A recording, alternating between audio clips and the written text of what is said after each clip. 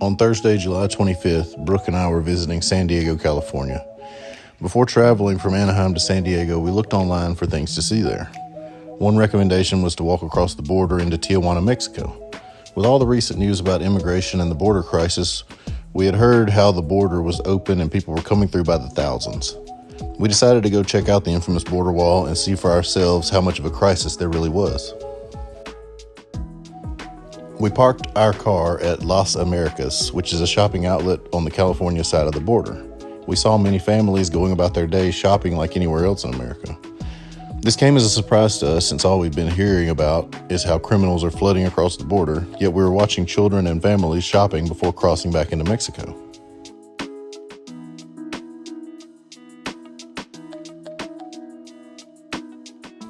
We left our car and walked up to the San Ysidro Ped West land entry point to take some pictures.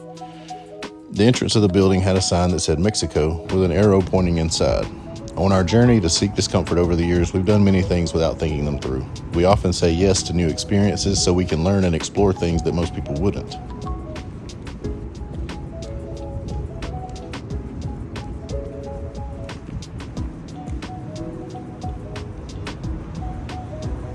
I asked Brooke if she wanted to walk into Mexico, and naturally she said yes. We walked inside the building with nothing but my wallet, keys, and our phones. We carried no cash, no identification paperwork, aside from our driver's licenses, and no plan for getting back.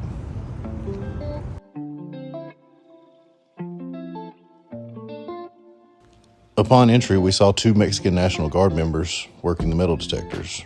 They let us through without any issue. We were unable to record this part due to a strict no cameras policy. We came out the other side and were officially in Tijuana, Mexico.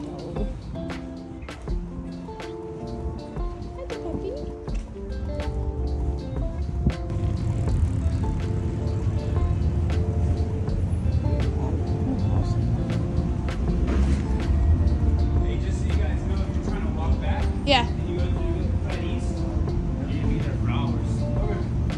Just heads up. Okay. Yeah.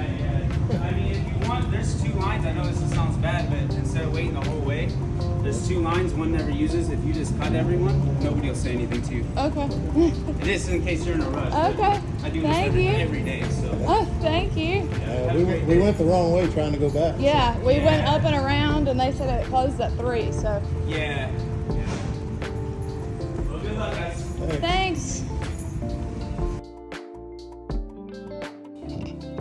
We stood on the sidewalk watching the lines of cars waiting to get into Mexico from the U.S. and couldn't help but wonder why the news is telling us about so many people coming into the country while we were watching thousands of people leave the country.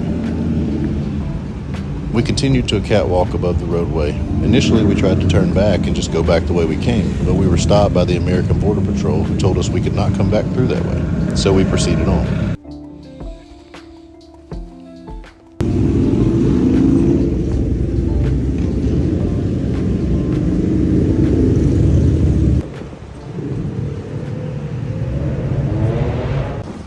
Once we left the catwalk, we had no idea where to go to get back into America.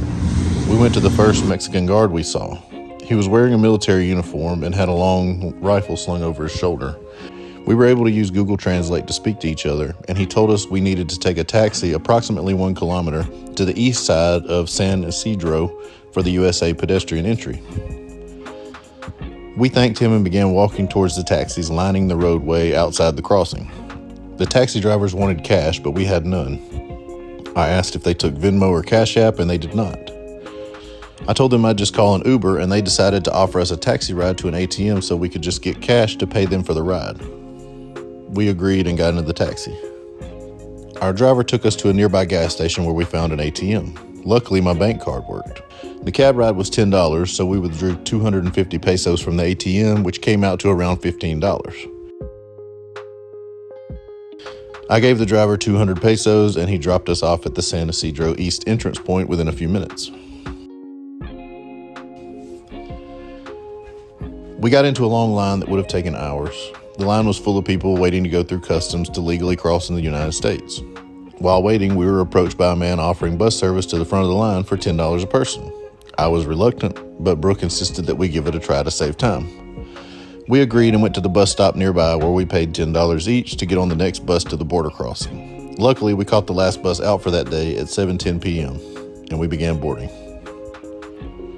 Everyone on the bus had to show their paperwork prior to boarding, so there would be no delays at customs. The bus was full of families from all around the world. Everyone was nice to us despite not speaking much English. Finally, the bus pulled off and we were home free, or so we thought. Upon getting off the bus at the border, we were taken into customs where we had to present our paperwork showing we were Americans. Now, if you stuck around for this long, then you know we walked across the border with nothing besides our driver's licenses. We were eventually called up to the desk and the Border Patrol officer was not amused. We were questioned on what we were doing, where we came from, why we walked across the border, where our birth certificates were, and Brooke even had to tell him what hospital she was born at. After about 10 minutes of questioning, we were released with a warning to never cross the border again without our passports or birth certificates. We were allowed to enter back into the U.S. and finally could begin the half-mile walk back to our car that we had left about 3 hours prior. We made memories and had a unique experience that many Americans never will. We learned that the border crisis has been blown out of proportion by the media, and there are just as many people crossing into Mexico as there are people leaving Mexico. All the people we saw were legally allowed to enter the country, and if they were criminals or mental patients, they sure had me fooled. We felt safe the entire time, aside from worrying about being able to actually get back into the country. There were several opportunities for people to take advantage of us in Tijuana, yet every person we encountered was nice, helpful, and did exactly what they said they would. We felt safer at the border than we did during our day walking in Los Angeles. This video is not intended to make any political statements or change your mind on anything. I simply wanted to share our experience and show the contrast we noticed between what we see on the news versus what we experienced ourselves. Crossing the border into the United States was not easy, even as lifelong Americans who were born here. If you ever decide to visit the border, don't forget your passport or at least a birth certificate. We made it. We immigrated to the U.S. today. Woo!